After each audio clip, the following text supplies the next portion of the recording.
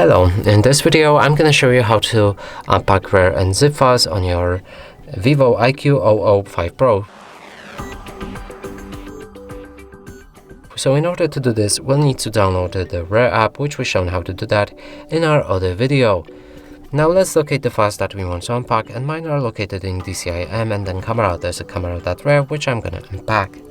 Now press on the file that you want to unpack, and if the file is not encrypted, you will instantly grant access to these files.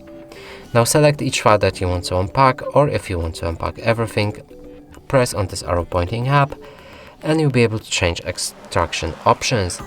So the most important one is to click on the browse, and from here navigate where you want these files to be unpacked. I want them in the movies, so let's save that. From here you can change the settings for unpacking, like ask before overwrite without prompt, or skip existing file. You can keep broken files, do not extract paths, or display extracted files.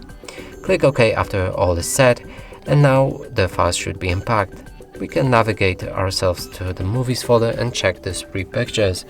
And that's it for this video. Hope you like it. Please consider subscribing to our channel, leave a like and a comment below.